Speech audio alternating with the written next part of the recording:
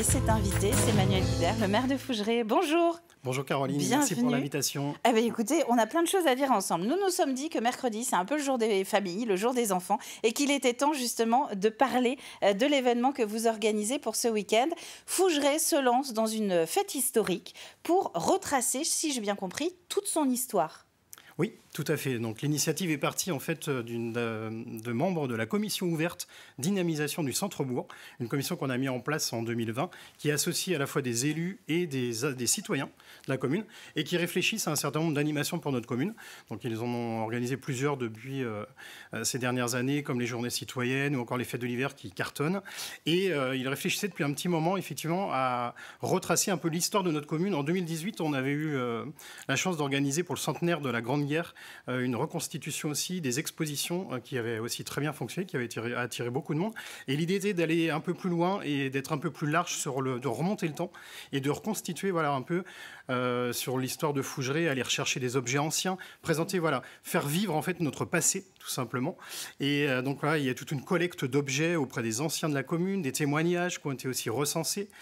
Et surtout, en parallèle, on a une habitante de Fougeray, Christiane Herbreteau, qui a aussi, depuis 3-4 ans, travaillé sur l'écriture d'un livre, aussi sur l'histoire de la commune. Donc voilà, ça fait un peu le parallèle et ça va permettre un petit peu, ça sera un peu le support aussi de la fête. Donc Fougerayens au temps des galoches. La caméra est face à vous, vous pouvez voilà. montrer. Fougerayens voilà. au temps des galoches et donc qui permet, donc Christiane Herbreteau, qui était correspondante de presse, donc qui a eu déjà, voilà, depuis plusieurs années, eu l'habitude un peu de rédiger des articles sur la, voilà, une plume qui écrit très bien et qui allait témoigner, qui allait chercher, collecter un certain nombre de témoignages auprès des plus anciens et voilà, qui est remonté un peu aux histoires. Donc on repart un peu du berceau, le couvent des Cerisiers, qui est le berceau de la commune, où la commune est née un petit peu.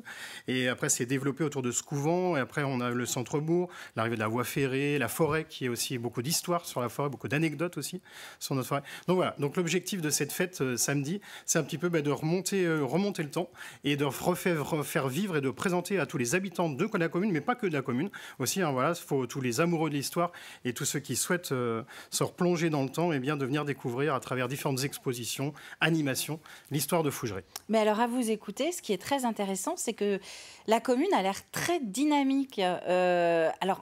L'outil finalement, enfin, c'est cette nécessité de faire revivre le passé, c'est ce que vous disiez, mais ça part quand même d'habitants qui ont envie de se bouger et de faire vivre aujourd'hui, en 2025, Fougeray. Oui, tout à fait. Et j'en profite d'ailleurs pour remercier la responsable un peu de la commission, la Alix Robé, toute son équipe autour d'elle, les bénévoles, ceux de la bibliothèque. On a une équipe de bénévoles à la bibliothèque qui sont très dynamiques et qui ont toujours plein d'idées.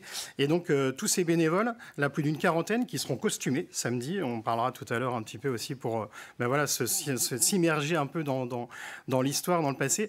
Tous ces bénévoles ont en effet voilà, ont tout un tas d'idées pour essayer de faire vivre, d'organiser ces expositions.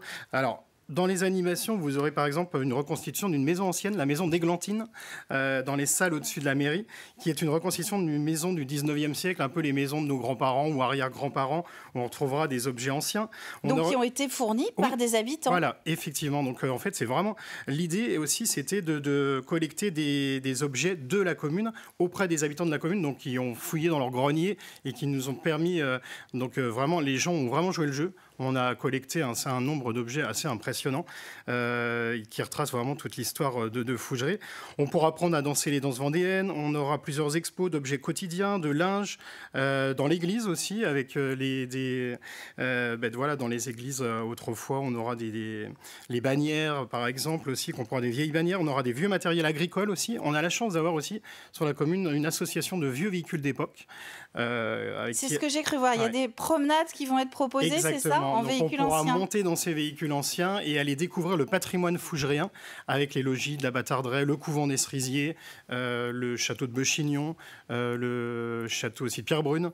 Donc voilà, tout un tas de circuits seront organisés tout au long de la journée et on aura la chance de monter dans ces beaux véhicules, ces vieux véhicules d'époque. Alors tout de suite, moi ça me fait penser évidemment à Chaland qui organise tous les étés autrefois Chaland, la foire des 4 jeudis. On a un peu l'impression que ça va être un peu pareil là au niveau de Fougeray, mais si ça continue, vous allez pérenniser le rendez-vous, vous aussi. Alors pourquoi pas, on en parlait, effectivement, là c'est vraiment une première, hein, et là il y a eu un travail vraiment énorme. Je remercie encore une fois tous les bénévoles, ceux qui se sont mobilisés là, pour organiser cette fête.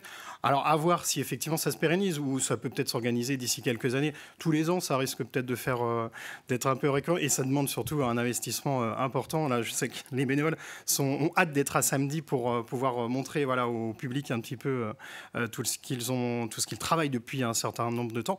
Donc à voir, effectivement, oui, ça pourra peut-être être une fête qui pourra se pérenniser. Quand on est maire, comme vous justement, de voir un tel dynamisme, ça doit être une belle fierté parce que, alors, vous impulsez aussi quand même, vous avez le pouvoir à la limite de dire que vous ne voulez pas que ça se passe sur votre commune, mais de voir qu'on vient vers vous pour vous proposer des choses, ça doit quand même être très satisfaisant. Complètement, et on est une petite commune de l'agglomération de La Roche, là 1300 habitants, mais on a gardé aussi ce côté un peu rural, de petite commune, c'est un peu la ville à la campagne, et on a cette chance d'avoir des habitants, effectivement, beaucoup encore d'anciens, des gens qui sont issus de la commune, et qui ont envie effectivement de s'investir. C'est vrai qu'à travers ces commissions ouvertes, à travers, on a par exemple des mamies bénévoles au restaurant scolaire, les bénévoles de la bibliothèque, les citoyens donc associés là aux commissions ouvertes, nos journées citoyennes qui, d'année en année, deviennent de plus en plus importantes, avec un certain nombre d'actions là pour embellir notre commune. Oui, c'est une chance. Et donc la commune tout de suite s'est associée immédiatement là, à ce projet. On est le premier partenaire là, financier dans l'opération. Mais il y a aussi d'autres sponsors. Et là encore, les bénévoles, enfin les organisateurs, ont eu la chance de trouver un certain nombre de partenaires qui ont tout de suite joué le jeu. Donc les entreprises de la commune, la CAVAC, qui va d'ailleurs fêter ses 60 ans et qui organisera pendant la fête une exposition sur ses 60 ans, et avec l'usine de Fougeray, on aura des photos un peu de l'installation de l'usine de Fougeray. On a SOMTP, une nouvelle entreprise qui est installée, qui est aussi partenaire, Turpo Formation également, les artisans, les associations de la commune qui sont tout de suite associées au projet, l'office de tourisme de l'agglomération, SPL, la destination à La Roche-sur-Yon, le conseil départemental qui est aussi partenaire. Donc voilà, tout le monde a joué le jeu et s'est associé pour faire de cette fête une réussite. Bon, comme pour tous les événements en plein air, il n'y a que la météo qu'on ne peut pas commander. En tout cas, on va tous croiser les doigts. Ouais. On va juste remontrer, il reste quelques secondes. Le livre, vous allez le mettre devant votre tête, devant la caméra. C'est ce qui a donc déclenché, Antoine, voilà, c'est ça, qui a déclenché cet événement qui est organisé le 7 juin, samedi. On se retrouve donc tous à Fougeray pour la fête historique de la commune. Et le livre sera en vente sur place. Je sens que c'est ce que vous vouliez rajouter, monsieur le maire. Très bien. Merci beaucoup, Manuel Guibert, d'être venu sur le plateau de la matinale pour parler de cette fête. Et vous, si vous ne saviez pas quoi faire samedi, eh bien, tous à Fougeray, vous avez vu que c'est une commune particulièrement dynamique.